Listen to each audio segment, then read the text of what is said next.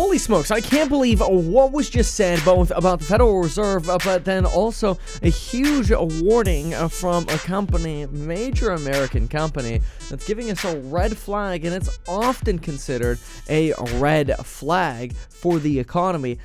And even though this stock has been doing extremely well lately, it ain't doing well today. Let's talk about that in just a moment. And we're going to get into why one bank is actually calling what the Fed did an Orwellian move. Yeah, interesting. Okay, first though, before we get into the Orwellian move and all that good stuff, we really got to talk about what just happened.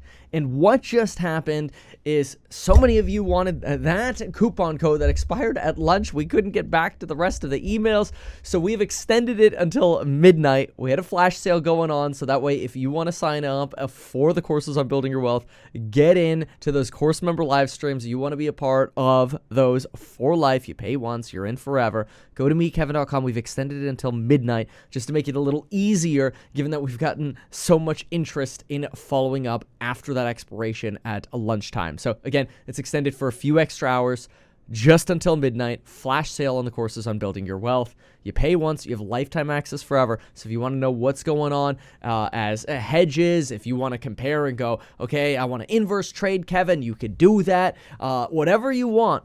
Get that insight on why I'm making moves the way I am with a multi-million-dollar position or multiple positions, whatever. You get to see it and the rationalization as to why, so you can see if it fits into your portfolio or not. Okay, first though, after this, FedEx, folks. This is not good. Take a look at this. This is the chief executive officer over at FedEx. In the earnings call that just came out minutes ago for the June, July, and August quarter. It's kind of a sort of an interesting earnings calendar because it really encapsulated that weaker summer, that June, July. But their forecast comes in weaker as well, suggesting that the issues that they're facing here are actually continuing. Not only are they forecasting weaker demand, but their margin got hosed by about 24% on adjusted operating margin in the quarter, and that's because demand trends are weaker than expected as people are downgrading to cheaper shipping options.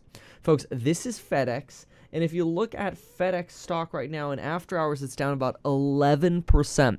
And here's what was said on the call. The CEO says, "Well, thanks for the question. I will just start by saying yes. This point that we've talked about before, the soft industrial economy, is clearly weighing on business-to-business volumes, and it was definitely much weaker than we expected, and we have to make adjustments accordingly. As you know, shipments linked to industrial production are the highest yielding and most profitable. At the same time, e-commerce is resetting. I'm not exactly sure what that means. And starting to grow again. Oh, well, there's your definition. So in other words, hey, we're coming off a low on e-com. Maybe we're finally starting to see a little bit of growth again out of Etsy and Amazon and some of these others when it comes to the consumer. But that industrial production is so low, FedEx is basically saying, we are hanging our hats on some inventory rebuilding, please, in Q3, Q4 calendar, which would be their Q2. Their Q2 would be September, October, November, but they ain't seeing it yet here on September 19th. E-commerce trends resetting. We're also seeing some modest improvement in global trade, so the dynamics of the profile of traffic have changed. Okay, in other words, hey, like we were not expecting such a massive slowdown in the most profitable portion of our business, but hey, at least cheaper things have greater volumes. But let's actually get into some of the other details here. Look at this. I'll just show you the best parts of this, and then I want to get to what was just said about the Fed. Our results reflect a challenging Q1 demand environment, which was weaker than expected, particularly in the U.S. domestic market. This is not like it's just China. Don't get me wrong. There are a lot of surprises and problems in China. I mean, you look at Mercedes citing a rapid deterioration in the Chinese economy, reducing forecasts, and they expect earnings to be significantly below their prior years. Skechers is warning about worse conditions in China on the back half of the year, that this year is going to be more disappointing than thought. And you've got now Nick T from the Wall Street Journal warning that the wait for data is probably going to leave us with more bumpiness for the rest of the year as the Federal Reserve tries to actually truly calibrate where the hell we are right now, which is interesting and sort of all adds to the volatility we might expect, especially as we start getting earnings from companies telling us a little bit about what's going on in the economy right now. And companies like FedEx, they're not happy, and they're usually a big tell for what's going on with the economy. And they can be seen as a leading indicator because they're giving you guidance that is weaker than expected. Listen in.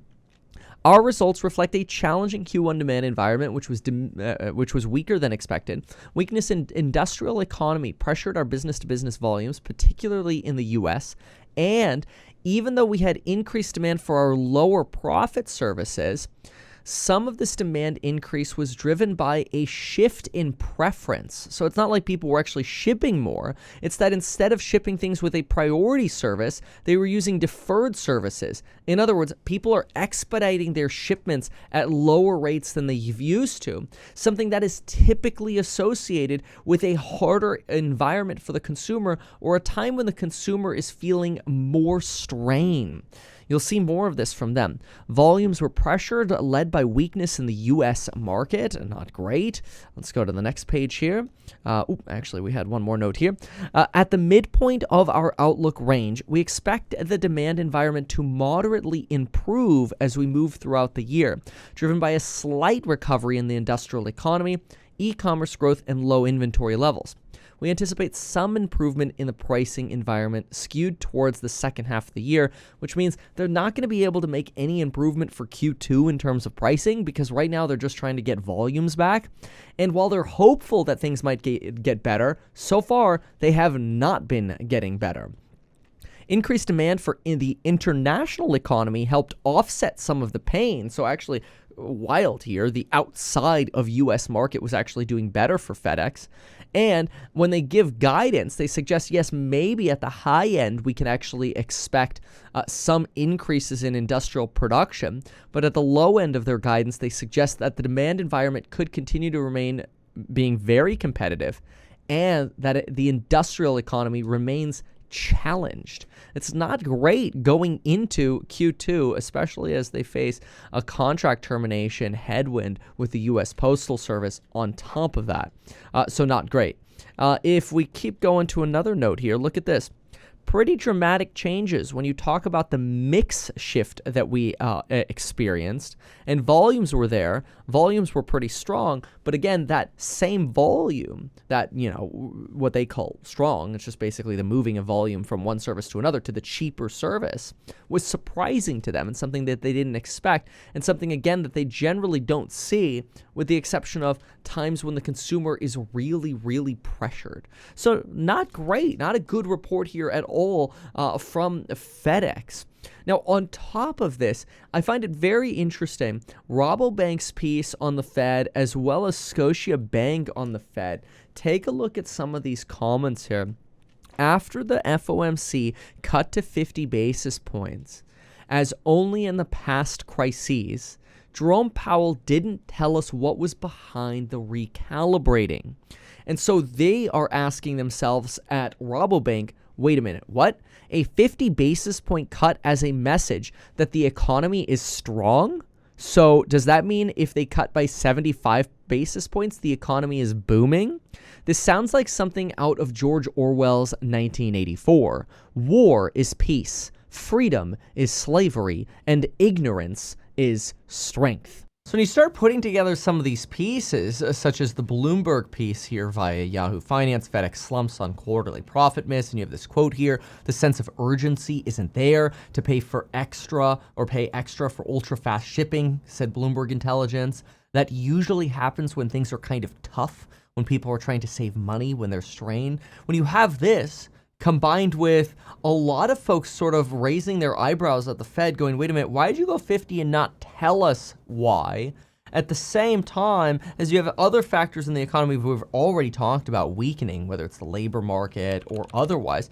And you have this right here, the restaurant performance index, so heavily negative that you generally don't see this level of negative performance outside of a recession. You kind of start scratching your head.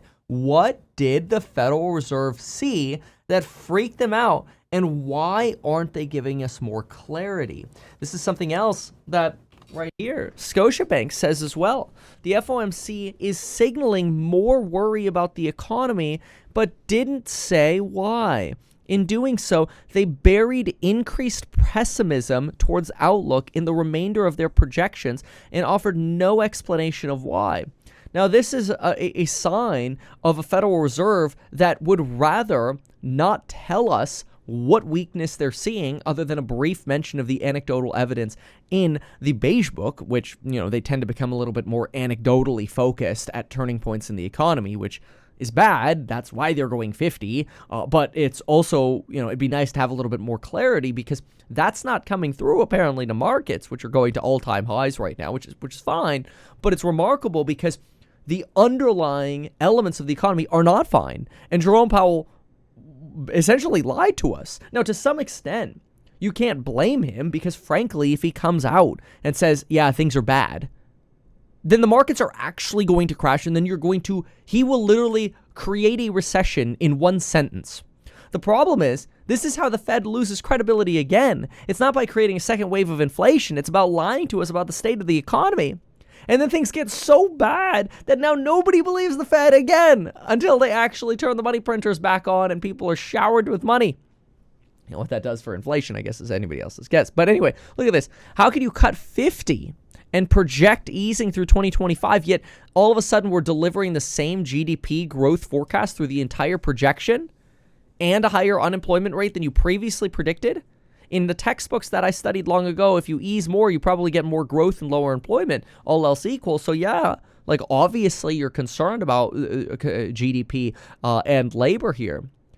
But the fact that they didn't give us clarity on this outlook concern, they clearly have, and nobody really asked questions about this.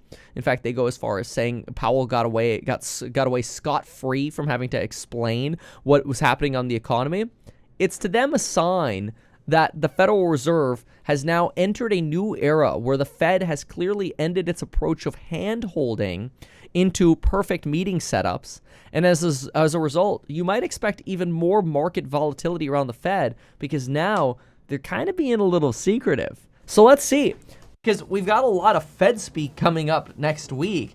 One Fed speaker tomorrow, a bunch of them on Monday of next week, and then a bunch on Thursday of next week. It's crazy. But anyway, as you know, coupon now expires at midnight tonight. It's just a quick flash sale. And even if you don't agree with my perspectives or my concerns, the idea is use my research and consider implementing some parts of it into your portfolio or not as it's fit. I'm not encouraging you ever to copy exactly what I do because I'm a very different person. I've got a lot of different things going on, from House Hack, which is absolutely killing it, the financial advice service. We can actually cater a real portfolio for you over at stockhack.com and balance that with growth, real estate, and risk mitigation. These are all things that we do. So check this all out. But most importantly, go to meetkevin.com, check out that coupon code, and folks, we'll see you in the next one. But in terms of the economy, it's not great. Right after the Fed meeting. Why not advertise these things that you told us here? I feel like nobody else knows about this. We'll try a little advertising and see how it goes. Congratulations, man. You have done so much. People love you. People look up to you. Kevin Paffrath there, financial analyst and YouTuber. Meet Kevin. Always great to get your take. Even though I'm a licensed financial advisor, licensed real estate broker, and becoming a stockbroker, this video is not personalized advice for you. It is not tax, legal, or otherwise personalized advice tailored to you. This video provides generalized perspective, information, and commentary. Any third-party content I show shall not be deemed endorsed by me. This video is not and shall never be deemed reasonably sufficient information for the purposes of evaluating a security or investment decision. Any links or promoted products are either paid affiliations or products or services we may benefit from. I also personally operate an actively managed ETF. I may personally hold or otherwise hold long or short positions in various securities, potentially including those mentioned in this video. However, I have no relationship to any issuer other than House Hack, nor am I presently acting as a market maker. Make sure if you're considering investing in House Hack to always read the PPM at househack.com.